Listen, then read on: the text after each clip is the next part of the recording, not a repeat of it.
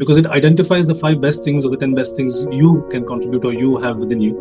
We had a team of about 12 people managing countries across the Asia GPAC region, and each of them are very different in their personalities. While I was much junior to the rest of them, they saw my strengths in action. My strengths came into play because very quickly people identified me as the person who could drive culture in the organization. In the top 10, I think humility will probably be another one because. And that's where my first question, in a way, comes to that. How did you learn about Strengths Finder, and what inspired you to take that assessment back in 2020? In the midst of the lockdown and all that. I read somewhere that it's better to focus on your strengths than your weaknesses. And it's sounded very counterintuitive because normally when you give an exam, you see where did you lose your 2 marks rather than where you got the 98. We're kind of trained to look at our lives in that way. But the statement that resonated with me was that the return on investment on your strengths, on the effort put on your strengths, is much higher than what you could do on your weaknesses because you have a natural tendency to work towards your strength. So I felt that connected with me, and I thought that this is something interesting. And at that time, we had a business partner in HR called Fung. So we were discussing how do we bring this about in our team, right? We had a team of about 12 people managing countries across the Asia GPAC region, and each of them are very different in their personalities. We used the Discovery Insights, the 4 color profiles. That was the general tool used within Sanofi. But we wanted to look at this in a different frame.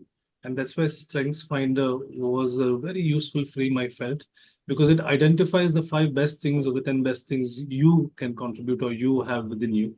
And then how do we invest more in those strengths personally and across the team? And then how do we bring that together as a team as well? So we kind of slice and dice it in many different ways and then figure out what is the best way to move forward together collectively as a team. Very glad to hear that. And therefore, my next question would be, I think maybe in a way, it's an extension of what I've already asked you. But my next question is, how did your top 5 help you make sense of your life generally? Right. And then specifically, when you look back at some of the best instances you've had in your life or your best results in your life, now when you have these top 5 and you look back, while you said earlier that intuitively you had a sense of being an arranger and being who, but now that you became aware of it, and now you look back at your life, how did these themes help you make the best of the instances you had in life? Yeah. So when you think of any team as a contributor to the team, you have a role to play, and then you're a different role to play when you're leading the team, right? And I think in any point in your corporate career, you're either part of a team or leading a team, and you have to play both those roles. When I was part of a team and reporting to someone, my strengths came into play because very quickly people identified me as the person who could drive culture in the organization. Excellent. Right? So, so basically, if you needed a catalyst, Rolif is the guy to go. And generally, I'm generally a more outgoing personality, more extroverted. So easy to get along with people, make sure people feel welcome, part of it.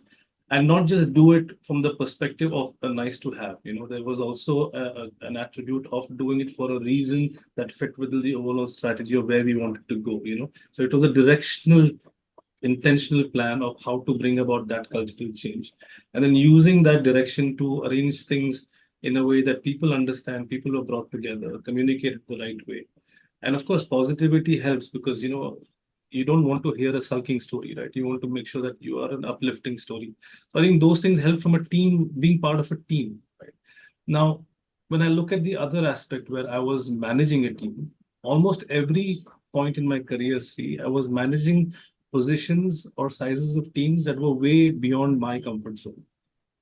Very uncomfortable position where much more senior people were reporting to me, much more experienced people were reporting to me.